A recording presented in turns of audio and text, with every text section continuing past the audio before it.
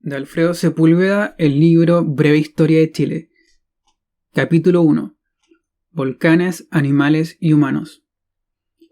64.997.982 antes de la Era Común. Abreviado AEC. Al 1470 después de la Era Común. Abreviado DEC.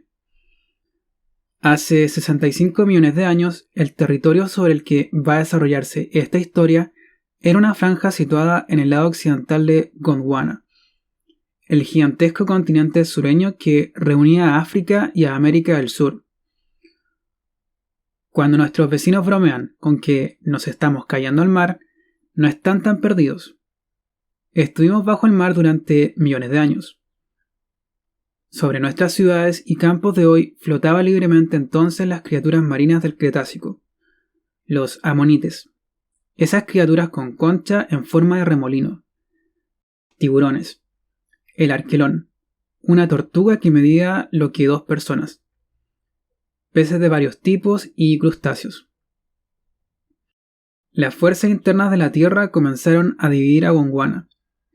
Lo que hoy es América del Sur se separó de lo que hoy es África, en un movimiento hacia el oeste, y comenzó a aparecer lo que hoy es el Océano Atlántico.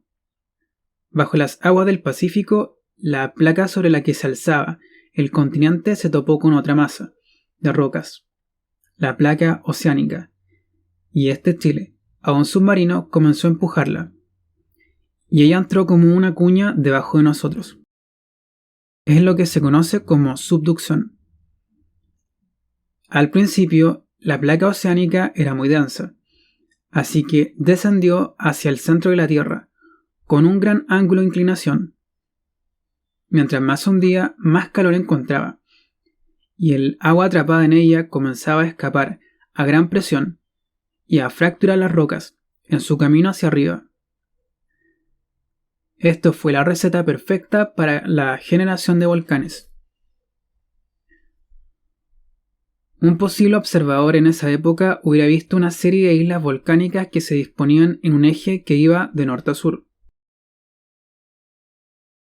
Al oriente de esas islas, el mismo proceso que generó los volcanes provocó la caída bajo el mar de la gran cuenca que marcaba la costa occidental de Sudamérica.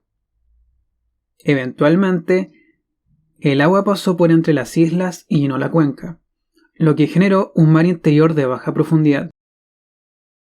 Faltaba otro gran evento, la placa oceánica, que llevaba años hundiéndose de manera bastante inclinada.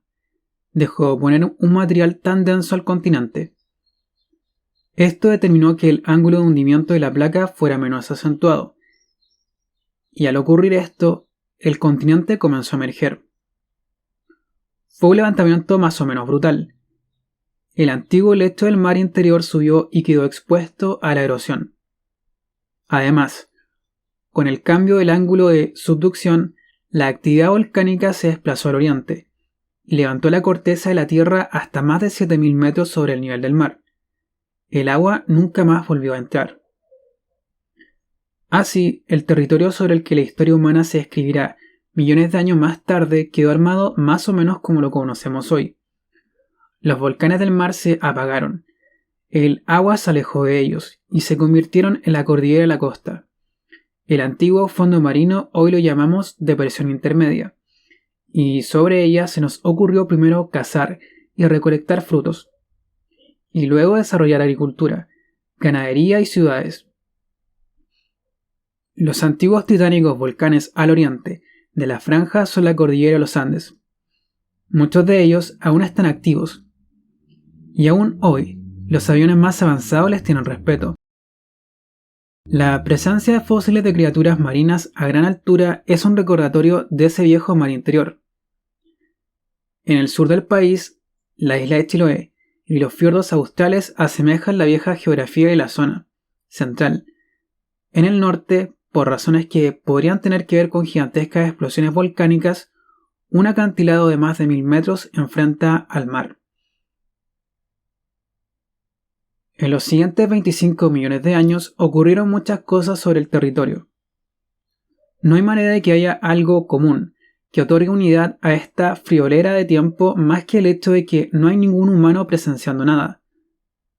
Los cambios geográficos, climáticos y biológicos se sucedieron con inmoderada persistencia. Un clima relativamente benigno mutó a frío extremo.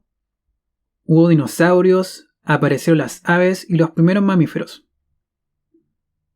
Los miembros del género Homo, al que pertenecemos, aparecieron, se supone, hace unos 2,5 millones de años, en las planicies del este de África.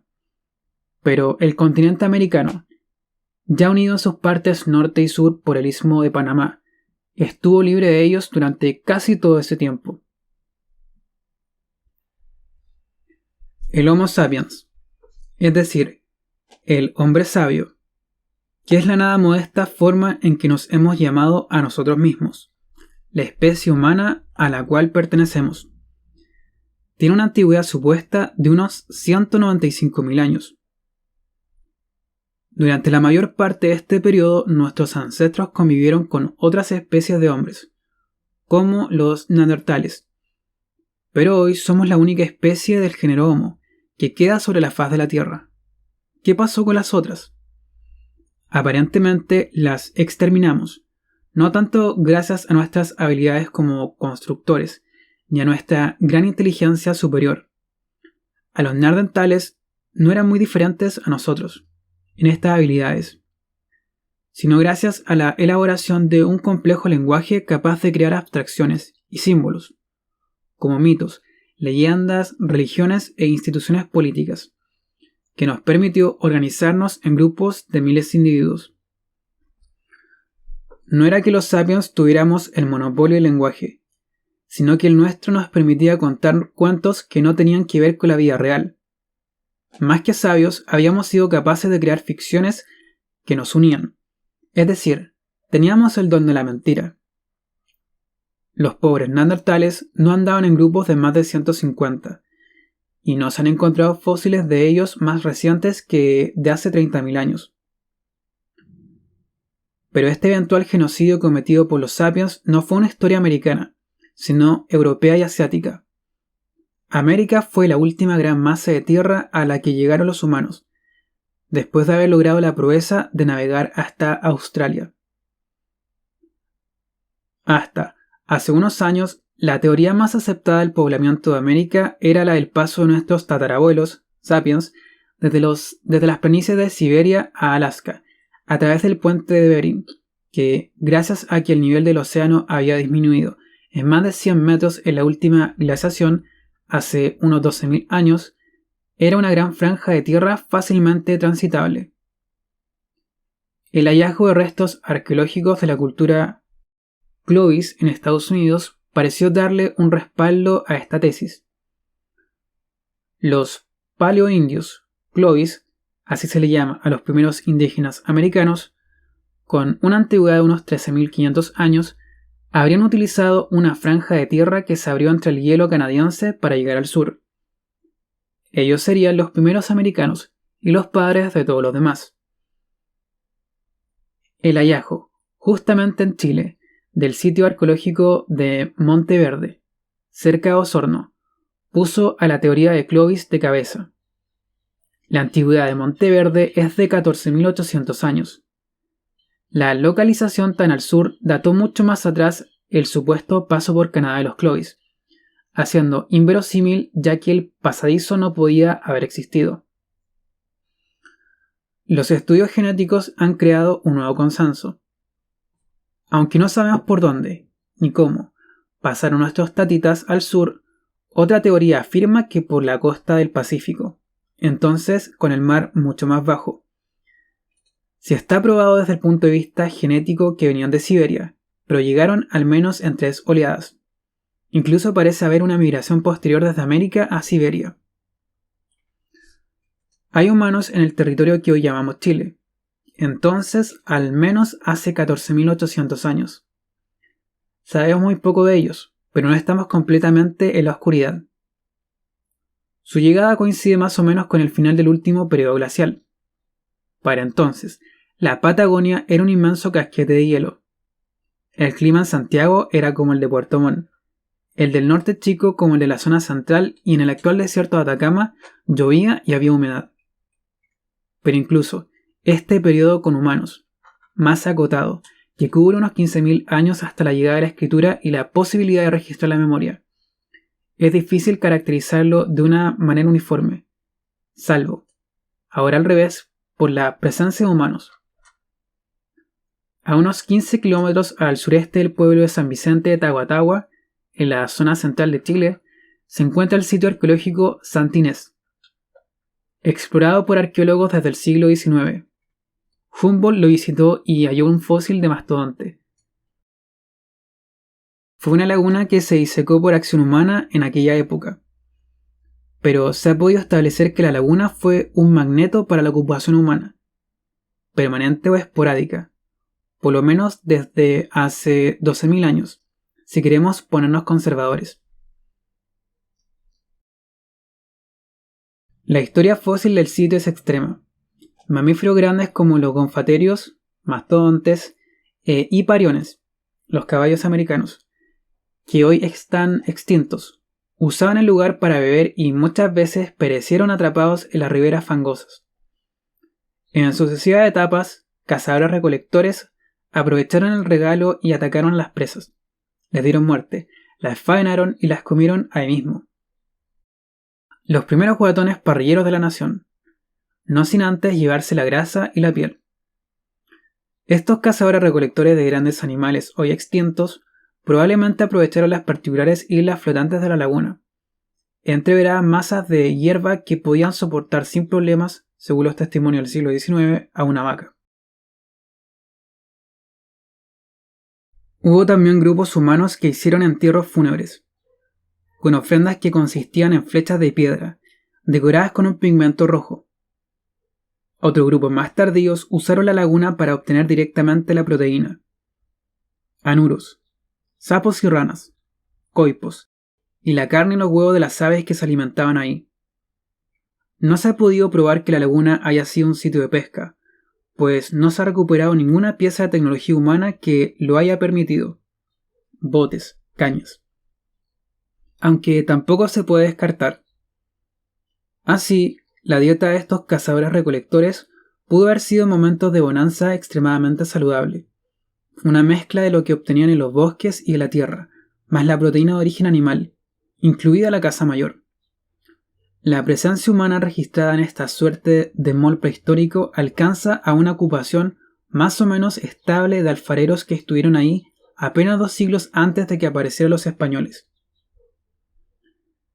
La ex laguna ha servido también como un registro involuntario de los cambios en el clima y en la flora. Coihues y canelos predominaban en la época fría que se acabó aproximadamente hace unos 10.000 años. Un clima más caluroso después mató a los grandes árboles y dio paso a estepas donde predominaba la quinoa salvaje. La laguna parece haber mantenido en estos periodos cálidos características del antiguo clima, lo que hacía converger a animales y humanos. Otros sitios cuentan historias levemente diferentes. En las cercanías de los Vilos se ha hallado restos de mastodontes, hipariones, ciervos, felinos, cánidos, la familia de mamíferos a la que pertenecen los perros y los zorros, anuros, una dieta diversa y balanceada, cazada y cocinada para paladares no demasiado exigentes, alrededor del año 9500 antes de la era común. En la zona austral, el clima parece haber determinado una intensa ocupación de las cavernas. Junto al estrecho de Magallanes se han hallado las famosas flechas cola de pescado, puntas de proyectil aparentemente para la caza de grandes presas, junto con restos de fauna extinta y no extinta, otra herramienta de piedra, como cuchillos y hasta restos humanos. La fecha de data es aproximadamente de 11.000 años. En este grupo de cavernas se halla la famosa Cueva del Milodón, atracción turística de Magallanes donde se hallaron restos del Milodon darwini, un mamífero extinto emparentado con los perezosos y los osos hormigueros, pero de 2,5 metros de altura, cuando se paraba en 2 patas. Las colas de pescado se han encontrado también en el centro de Chile y en las pampas de Uruguay y Argentina, además de Ecuador, Brasil, Colombia, Venezuela y Costa Rica. bifaciales, simétricas y redondeadas. Pueden haber sido un bien tecnológico que se expandió con rapidez. Al menos hay cierto consenso que los tipos encontrados en Magallanes, Tahuatahua y Ecuador responden a las mismas características, lo que entrega un chispazo de la oscuridad que ilumina brevemente las rutas, viajes, orígenes y destinos de los cazadores-recolectores de hace 12.000 años. El sitio de Monteverde, en las cercanías de Puerto Montt, no solo es, hasta ahora, el más antiguo de América, sino que ofrece un atisbo a una estructura social que va más allá del simple vagabundear por los bosques en busca de comida. Sorprendentemente bien mantenido gracias a una capa orgánica que se fosilizó. Monteverde parece haber sido algo así como un campamento provisorio. Está en las bases de unas estructuras rectangulares que podrían haber sido para toldos.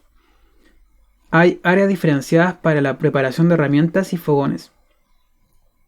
Es cierto, estos cazadores-recolectores faenaron en el lugar al menos 6 mastodontes y un camélido, y está la evidencia que lo prueba.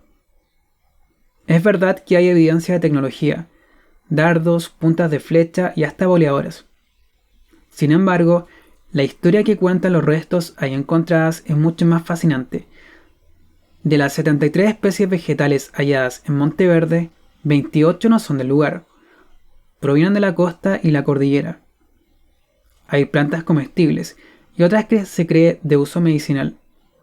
Hay algas. Hay restos de plantas que son originarias del actual territorio argentino. Hay también boldo, que es típico de Chile central. ¿Cómo llegó todo eso ahí? ¿Qué tan provisorio era Monteverde? ¿Era ocupada por sucesivos grupos durante el año o había ya hace 15.000 años una ocupación constante de este sitio? ¿Tenía un contacto fluido con otros grupos? Es muy complicado establecer un momento preciso en que los cazadores-recolectores se volcaron a la ganadería y a la agricultura, abandonando para siempre los viejos hábitos. En Monteverde han aparecido semillas fosilizadas de porotos y nalcas, lo que siembra un interrogante con respecto a si estos grupos antiguos pudieron tener algún grado de sedentarismo agrícola. En el paso a la agricultura hay varios factores involucrados. El primero de ellos es la ganadería, en estrecha relación con los cultivos a través del uso que se hace del estiércol de los animales como fertilizante. El segundo es la alfarería, los recipientes donde se guardarán los frutos de la agricultura, que permiten al grupo proyectarse en el tiempo. Desde luego, no es posible afirmar si todo esto se dio en forma simultánea, o hubo un desarrollo gradual en cada una de las actividades. Esta tríada se va a dar en torno a cultivos muy específicos, que cambian la dieta del cazador-recolector e impactan, de una manera que hoy ignoramos, el medio ambiente. Los grandes cultivos hasta antes de la llegada de los españoles eran 4: el maíz, la papa, la quinoa y los porotos. Si uno descarta los cítricos, en la vertiente oriental de los Andes, en el nacimiento de la cuenca del Amazonas, estos son los 4 cultivos sobre los que se desarrollará la civilización inca. El maíz y el poroto tienen unos bisabuelos salvajes mexicanos. La papa y la quinoa fueron domesticados a partir de versiones silvestres que se encontraban en el territorio. Pero al menos hace unos 12.000 años, los 4 cultivos eran considerados locales. La discusión actual sobre el origen chilote, peruano o boliviano de la papa parece ser fútil. En todos estos territorios hubo versiones salvajes del Solanum tuberosum, que es el nombre científico de nuestro tubérculo favorito. Parece ser que a medida que bajaba al sur, por razones de clima, la papa tenía un resultado más eficiente que el choclo. Se supone que la quinoa fue domesticada en los alrededores del lago Titicaca, pero ya por lo menos en el 7000 antes de la era común, comunidades agroalfareras las cultivaban en el territorio chileno. Sabemos con cierta base de evidencia que funcionaron al menos 5 culturas agroalfareras hasta la llegada del Imperio Inca. En algún momento cultivaron la tierra, criaron ganado y elaboraron piezas de alfarería. En orden de aparición, los Molle habitaron las quebradas del norte chico desde el inicio de la Era Común hasta el siglo VII y canalizaron vertientes para dar agua a sus plantaciones. Los Yoyeo, casi contemporáneos de los Molle, pero en la zona litoral central, no solo fueron agricultores, sino que domesticaron guanacos y llamas y complementaron su dieta con la pesca, que conseguían en la orilla. La cultura Pitrén, en la zona entre las cordilleras de Nahuelbuta y los Andes, que apareció en el siglo VII y sobrevivió hasta bien entrada la presencia española. A la par que se alimentó del fruto de la araucaria, cultivó papa y choclo. La cultura concagua, concentrada en la actual cuenca de Santiago, activa desde el año 900 hasta la llegada de los españoles en el siglo XVI. Utilizó la técnica del roce, la quema de praderas, para potenciar sus cultivos y parece haber intercambiado mercancías con el litoral, ya que también comían pescado. Los sorprendentes vergel, acaso predecesores de los mapuche, en la zona de la actual Araucanía, entre los ríos Itata y Tolten, combinaban la caza y la recolección con el cultivo de la papa y el maíz. Fueron buenos pescadores de orilla y semi-domesticaron el guanaco, al menos sus crías, a las que llamaban chilihueques. Resulta tentador suponer que esta breve narración refleja la realidad de lo que ocurrió, que las culturas eran tal, que los tiempos en que vivieron fueron aquellos, que unas vinieron después de las otras. No hay manera de saberlo. Les llamamos culturas y no pueblos porque la evidencia que nos ha llegado de ellas es cultural. Pedazos rotos de cacharros, muy viejos, pintados de tal o cual manera, huesos de animales que ha habido que identificar, semillas a punto de convertirse en piedra. No se puede afirmar ni desmentir que entre tales y cuales haya habido algún otro grupo que pintó su cerámica de manera distinta, o comió otras cosas. La fotografía es borrosa, rara, como una pintura rupestre. Probablemente muchos de estos grupos se hicieron la guerra. Otros pueden haber sostenido relaciones hermanables. Hubo un protocomercio. En el norte, cerca de Taltal, se ha descubierto minería que podría tener unos 10.000 años de antigüedad. Se trata de un yacimiento de óxido de hierro, que se empleaba para pintar de rojo los cuerpos y huesos de los difuntos, lo que nos abre una ventana a la dimensión religiosa de estos pueblos, que sigue estando muy llena de polvo. Hasta bien entrado el siglo XVI, estos pueblos, comunidades, tribus y clanes no se habían organizado más allá de sus propios horizontes.